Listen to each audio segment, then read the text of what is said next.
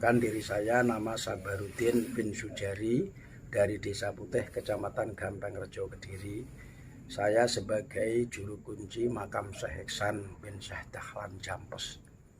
Di sini saya mengutarakan bahwa Syekh Ihsan itu masa kecilnya itu termasuk sebagai anak yang termasuk luar biasa dari kebiasaan anak kecil. Jadi kebiasaannya anak kecil biasanya kan main, tapi Syekh Ihsan ini tidak, mainnya senangannya dari kecil itu main wayang, lihat wayang. Jadi sampai pernah dia itu sebagai penonton itu melihat wayang itu yang dalangnya itu pun sampai kurang jelas masalah pakemnya wayang. Pernah waktu mendalang itu keliru, itu digugat sama Syekh Ihsan. Syekh Ihsan masih umur berapa itu, malah belasan tahun itu sudah pernah di kehakiman untuk masalah wayang itu. Jadi ini dalang nggak boleh main karena pakemnya wayang keluar dari pakem, jadi harus dibubarkan ini. Akhirnya sidang di kehakiman ya kalah dalangnya, memang benar-benar keluar dari pakem wayang. Akhirnya Syekh Ihsan terkenal, sangat terkenal. Dan kalau waktu niat melihat wayang itu main otok, membubarkan otok gitu, main apa? Kalau di Jakarta apa namanya itu otok gitu, otok yang pakai batok itu lah. Duduk itu lah, apa itu? Iya. Itu pokoknya main itu. Main itu bukan untuk kesenangan Syekh Ihsan, itu untuk membubarkan tujuannya Syekh Ihsan. Jadi hasilnya tiap main itu nggak pernah kalah Syekh Ihsan, menang terus. Sampai bandarnya itu sampai kadang-kadang di lobi, wah kamu jangan ikut Gus, ini saya enggak, kalau kamu saya nggak boleh ikut, bubar, nggak boleh main, itu nggak boleh masang. Itu main taruhan apa itu? Ya taruhannya yang pakai uang itu. Pakai uang. Akhirnya uangnya kan mesti kena ke Syekh Ihsan semua. Itu ada teman 5 yang satu sebagai kendang wayang, satu sebagai kenong, satu sebagai pokoknya panjatnya wayang itu dari teman-temannya.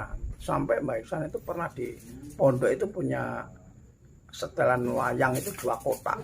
Jadi kadang dalang sendiri di pondok itu. Nah, pondoknya di mana, Pak? Di Jampes. Jadi pondoknya bapaknya itu. Itu pernah. Akhirnya Mbah Syekh Dahlan itu kan ya kiai karomah ya. Istilahnya malu lah bapaknya kiai kok anaknya main odok, main lihat wayang di mana, di Tulungagung, di Blitar, semuanya dia tuh lihat. Pasti melihat kalau ada wayang. Sampai hafal wayang ini namanya, ini kelakuannya wayang seperti ini. Itu paham sangat itu. Paham banget itu saya Ihsan. Makanya sampai pernah ke pengadilan karena wayang itu. Selain itu dia itu memang jadi orang cendekiawan. Jadi dia itu sebagai waliullah, sebelum kelihatan waliullah masih anak-anak itu sudah kelihatan. Jadi terus akhirnya mbahnya si Syekh Dahlan itu meninggal. Mbahnya yang nama Mbah Isti'anah, ibunya Syekh Dahlan itu kan kejam itu, termasuk putri tapi sangat kejam, dengan hukum agamanya kejam. Jadi sampai Syekh Ihsan itu diajak ke makamnya Mbah Yaudo itu yang di Pacitan. Itu mbahnya Mbah Isti'anah itu. Diajak ke sana berdoa, kalau memang cucu saya ini besok jadi anak yang soleh, tolong cepat dilihatkanlah kesolehannya. Kalau memang ini besok merugikan agama, minta ke Allah untuk dibunuh saja. Akhirnya Syekh Ihsan sudah selesai, baru di makamnya Mbah Yaudo itu pulang. Terus akhirnya di pondok tidur malam. Dia kan nggak pernah tidur di rumah, tidurnya di kotaan pondok. Terus akhirnya Syekh Ihsan itu mimpi didatangi oleh orang besar-besar, tiga orang itu bawa batu semua, batu besar-besar gitu. Waktu itu Syekh Ihsan itu nggak pernah takut sama siapapun. Jadi waktu dimarahi sama orang besar dengan mimpi itu, berani dia. Kamu siapa? Berani saya, menging saya, istilahnya. Akhirnya dilawan sama Syekh Ihsan. Syekh Ihsan dipukul sama watu itu. Satunya berani. Setelah sampai pukulan ketiga, dia tuh kepalanya merasa istilahnya moncrot gitu lah. Kepalanya sampai darah-darah itu keluar. Akhirnya takut Syekh Ihsan itu. Pulang ke mbahnya. Jadi malam-malam pulang ke mbah, saya takut mbah, saya dipukul sama orang sampai kepala saya gini rasanya sakit mbah. Tapi padahal kan ya dalam mimpi itu. Sekarang Mbah Istiana ini malah ketawa. Alhamdulillah berhasil saya berdoa di makam Mbah Yaudo itu. Terus akhirnya ya Mbah Ihsan ya terus tirakat waktu itu. Langsung beliau itu setelah ayahnya meninggal, Syekh Dahlan meninggal, Syekh Ihsannya terus untuk menggantikan itu. Digantikan oleh adiknya Syekh Khalil adik Syekh Dahlan tapi lain ayah. Terus akhirnya nggak kuat sampai sakit, stres sampai meninggal.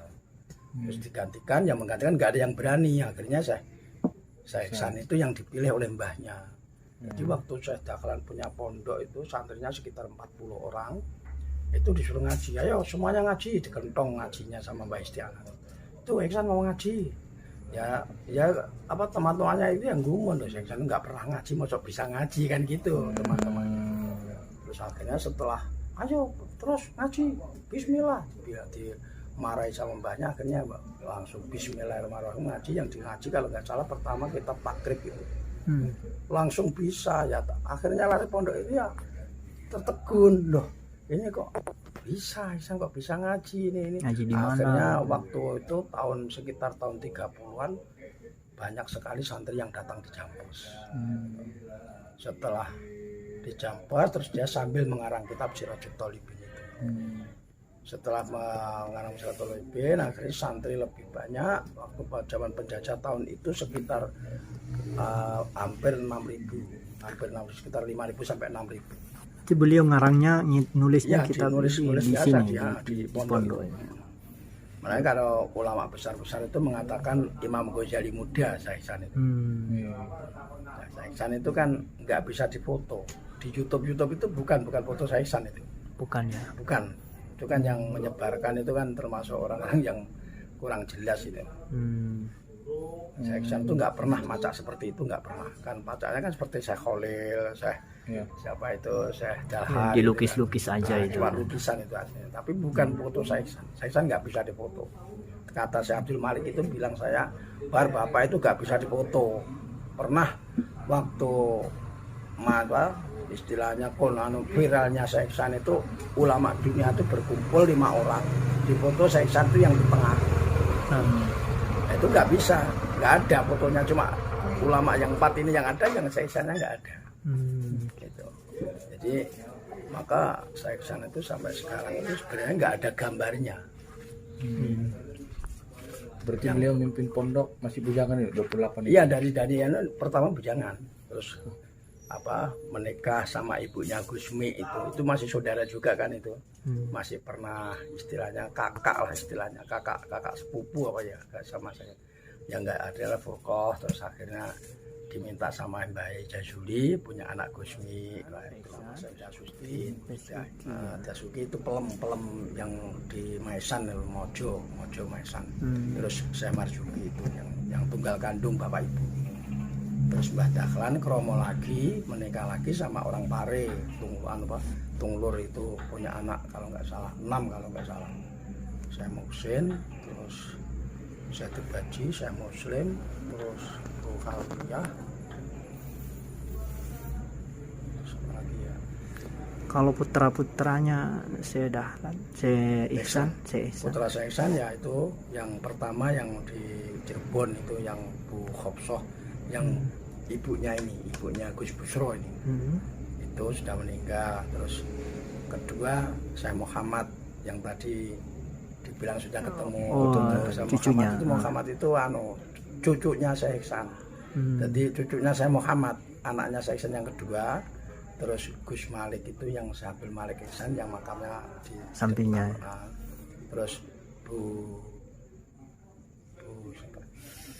putri-putri ini yang kelahiran cuma 2, saya Muhammad sama Gus Malik itu. Jadi yang sekarang mimpin pondok itu cucunya. Sudah cucu. Anak-anak sudah habis Syekh Ihsan. Yang terakhir yang di Jakarta Bu Nuso itu putri juga. Yang meninggalnya baru hari raya kemarin. Hari raya tahun-tahun yang masih corona itu. Oh 5 berarti 5. Yang putra dari Syekh Dahlan yang saudaranya Syekh Ihsan itu Syekh Muhsin, Syekh Tubaji, Syekh Muslim, Bu Khalifah, Oh, yang 4. Kalau saudara-saudaranya Syekh Kalau Ihsan, nggak salah 6 kalau nggak salah. Saya lupa itu namanya. ya saudara-saudaranya. Syekh Ihsan ya itu Syekh Ihsan, Syekh Dasuki, Syekh Marzuki itu tunggal ibu. Kalau Iya. lain ibu itu ya Syekh Muhsin itu yang 4 anak.